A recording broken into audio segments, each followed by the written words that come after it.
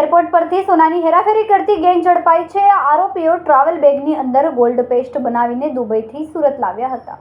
જો કે સુરત એરપોર્ટ પર આવતા જ એસઓજીએ સપ્લાય કરતા એક મહિલા સહિત 4 શખ્સને ઝડપી પાડ્યા હતા। બાદમાં સોનાના ઘરેણા બનાવનાર કારીગરને બોલાવીને પેસ્ટની તપાસ કરવામાં આવતા ઘટસ્ફોટ થયો હતો। કારીગરે પેસ્ટ ઓગાળતા 900 ગ્રામ સોનું નીકળ્યું અને તમામ મુદ્દામાલ જપ્ત કરીને આગળની કાર્યવાહી હાથ ધરી હતી।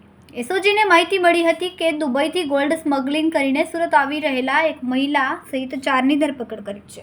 સુરત એરપોર્ટથી સુરક્ષિત સ્મગલિંગનો ગોલ્ડ લઈને આ લોકો બહાર તો આવી ગયા, પરંતુ સ્પેશિયલ ઓપરેશન ગ્રુપે તેમને ઝડપી પાડ્યા હતા।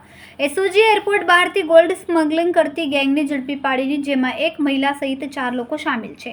ગોલ્ડ સ્મગલિંગ માટે આ વખતે નવો કિમિયો સામે આવ્યો છે। ટ્રાવેલ બેગની અંદર પેસ્ટ બનાવીને આ લોકો ગોલ્ડ દુબઈથી ફ્લાઇટ થકી સુરત લઈ આવ્યા હતા। બેગની અંદર તપાસ કરતા પેસ્ટના માધ્યમથી ગોલ્ડ મળી આવ્યો હતો। આ ગોલ્ડની કિંમત લગભગ 60 લાખ રૂપિયા છે। એસઓજી ઓફિસની અંદર આ ગોલ્ડ પીગળાવીને વજન કરવામાં આવ્યું હતું।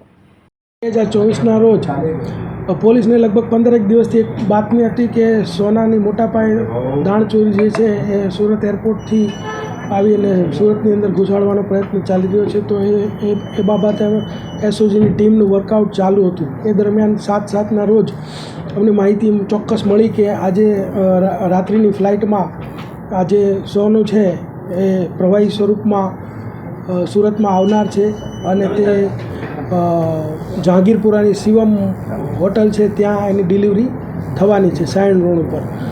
તો અમારી ટીમ પહેલેથી જ ત્યાં વોચમાંથી એ દરમિયાનમાં ત્યાં જે શખ્સો છે જેની અમે વોચ કરી રહ્યા હતા એ લોકો ડિલિવરી આપવા માટે આવ્યા અને ડિલિવરી લેનાર એમ અને ડ્રાઈવર એમ કરી અને એક કપલ અને 2 માણસો બીજા એમ કરીને 4 આરોપી સોનાના 924 ગ્રામ જથ્થા સાથે ટોટલ એના કિંમત થાય છે 64,89,000।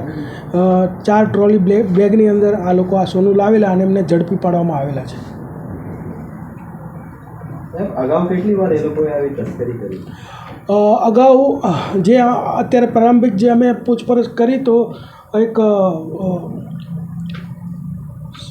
જે સાકેત અબ્દુલ સમદ બેમાત છે કે જેને આ રોકાણ હતું પૈસાનું, એણે 3 મહિનાથી આ પ્રવૃત્તિ કરી રહ્યો એવું માલુમ પડેલું છે, પરંતુ ડિટેલમાં અત્યારે અમારી તપાસ જે છે એ ચાલુ છે।